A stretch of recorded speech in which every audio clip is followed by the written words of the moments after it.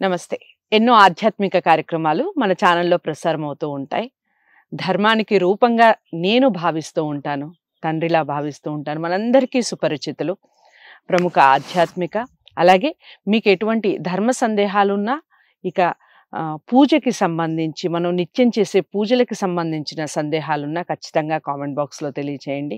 ఇక జ్యోతిష్యానికి సంబంధించి, వాస్తుకు సంబంధించి ఎలాంటి డౌట్స్ ఉన్నా స్క్రీన్ మీద కనపడే నెంబర్‌కి కాల్ చేయొచ్చు.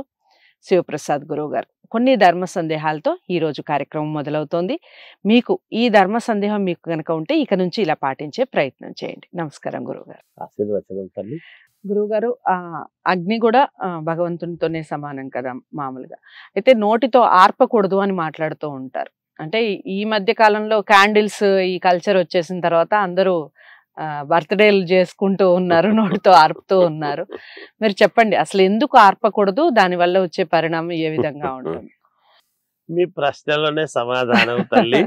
ఇప్పుడు క్యాండిల్స్ బర్త్డే అనేటువంటిది ఇప్పుడు ఇది ఎన్నవ బర్త్డే, మళ్ళీ ఏమిటి ఏమిటి అనేటువంటివి ఉంటాయి.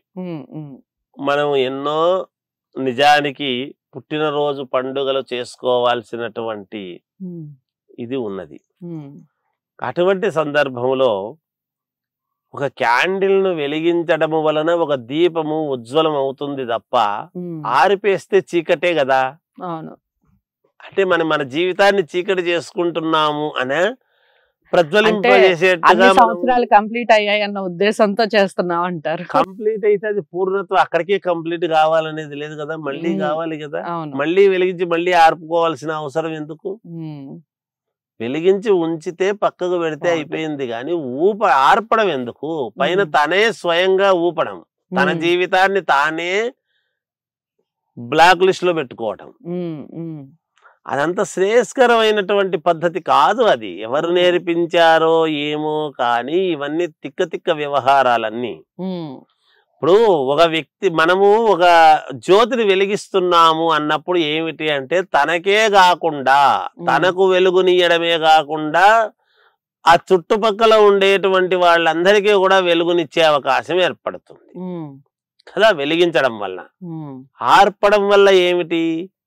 నీవే ఎప్పుడైతే ఆర్పుతున్నావో నీ జీవితాన్ని నువ్వే ఆర్పేసుకోవడం కాకుండా చుట్టుపక్కల చూసే వాళ్ళ జీవితాలను కూడా నువ్వు ఆర్పేయడమే కదా. అక్కడ మన ఇంటికి ఎవరైనా వచ్చారు, కరెంటు పోయింది, మనకు పోయింది వెలుగు, వచ్చిన వాళ్ళకు కూడా వెలుగు పోయినట్టే కదా. అసలు పుట్టినరోజుల పండగలకు రాండి అని పిలిచడం ఎందుకు? అవి ఉఫ్ ఉఫ్ అని ఊపడం ఎందుకు? ఆ ఊపడం వల్ల ఇంకోటి కూడా చెప్తాను నేను ఎందుకు అనేది. ఎంత తప్పో చెప్తున్నాను నేను. ఇవి ఊరికే మామూలుగా మనము తమాషాగా మాట్లాడుకోవడం అనేటువంటిది కాదు. అగ్నిని నోటితో ఊపరాదు, ఊదరాదు అనేటువంటిది ఏమిటి అంటే నోటిలో లాలాజలం ఉంటుంది.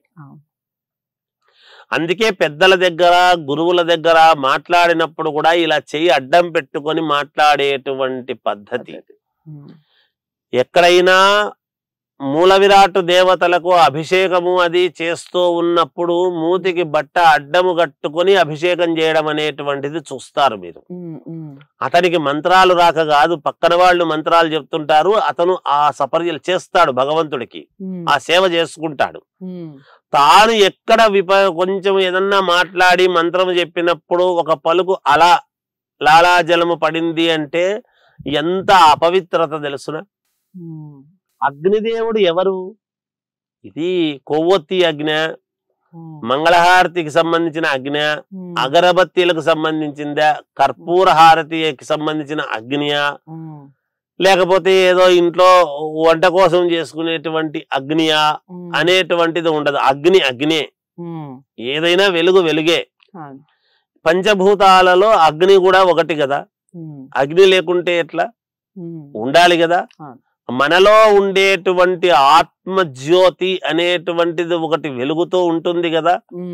అది నిరంతరము వెలుగుతుంది కాబట్టే కదా మనం మాట్లాడగలుగుతున్నాము.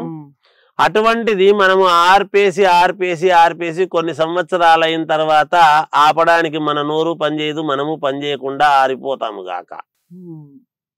మరి ఇది లేకపోతే మనం జీవితం జరుగుతుందా గురువు గారు, అలాగే ఉంటామా జీవితం అంతా అని కూడా అనుకోవచ్చును. కానీ ఏది ఏమైనా మనం ఆర్పడం వల్ల వచ్చిన వాళ్ళందరూ కూడా చూస్తారు, పైన చప్పట్లు కొడుతూ ఉంటారు ఆర్పేసినందుకు. అంటే మనందరికి కూడా వెలుగు చూస్తున్నప్పుడు సత్యనారాయణ స్వామి వ్రతం చేస్తూ ఉంటే వ్రతం చూస్తే ఎంత పుణ్యమో, కథ వింటే ఎంత పుణ్యమో, ప్రసాదం తీసుకుంటే ఎంత పుణ్యమో అంటున్నప్పుడు వాడు ఆర్పేసిన దాంట్లో పాపం కూడా భాగమే కదా. తర్వాత నువ్వు కేకు పెట్టొచ్చు, ఏం పెట్టొచ్చు, తర్వాత సంగతి. అవి చెయ్యరాదు. పుట్టినరోజు చేసుకునేటువంటి వాళ్ళందరూ కూడా కేకు కట్ చేసుకోవచ్చు, ఒకరికి పెట్టవచ్చును, అవసరమైతే దీపాలు వెలిగించవచ్చు. కానీ వెలిగించినటువంటి క్యాండిల్స్ పక్కకు పెడితే తీసి పుణ్యప్రదంగా ఉంటుంది అని నేను చాలా ఇదిగా ప్రేమతో, అందరి యందు వాత్సల్యముతో, అందరూ బాగుండాలి అనేటువంటి దాంతో చెబుతున్నదే తప్ప ఎవరి యందు కోపము గాని ద్వేషము గాని ఎందుకుంటుంది? బ్రాహ్మణో బహుజన ప్రియ అన్నాడు. అందరినీ ప్రియముగా చూడవలసినటువంటి బాధ్యత బ్రాహ్మణుడికి ఉంది. ఎవరైనా కావచ్చు గాక, అవతలి వ్యక్తులు ఎవరైనా గాని బహుజనాన్ని అందరినీ అప్రియముగా చూడాలి, అప్రియముగా ఎవరిని చూడరాదు. అందుకని బహుజన ప్రియ అన్నాడు. దాన్ని భోజన ప్రియ అని కిందికి చేసి అయ్యగారులు ఏదో తింటూ ఉంటారు అనేటువంటి మాట. అయ్యగారులు మాత్రమే తింటారా? ఆకలి అయితే అందరూ తింటారు. అదేం పెద్ద విషయం కాదు. ప్రతిదీ కూడా హేళనగా చేసుకుని జీవితాన్ని ఇంకొకరిని హేళన చేయటం అనేటువంటిది కాదు. ఎవరి జీవితాన్నైనా పరమ సంతోషముగా ఆనందంగా పండించుకోవడము మన చేతుల్లోనే ఉంటుంది. మన నడవడిక, మనము నడుచుకునే విధానము, మన ప్రవర్తన మన చేతుల్లోనే ఉంటుంది. దాన్ని బట్టి మన వ్యక్తిత్వం ఏమిటనేది తెలుస్తుంది. అందువలన అందరూ కూడా పుట్టినరోజు పండుగలు గనుక చేసుకుంటే ఈ దీపాలు ఆర్పేయడం అనేటువంటిది కాకుండా వెలిగించి పక్కకు పెడితే మంచిదేమో. అదంతటా ఆరిపోయిందంటే అది వేరు సంగతి, కానీ మనము నోటితో ఊపడం అనేటువంటిది కరెక్ట్ కాదు. ఆ ఊపినప్పుడు మన లాలాజలం ఆ కేక్ మీద కూడా పడిండవచ్చు, మనకు తెలియదు కదా.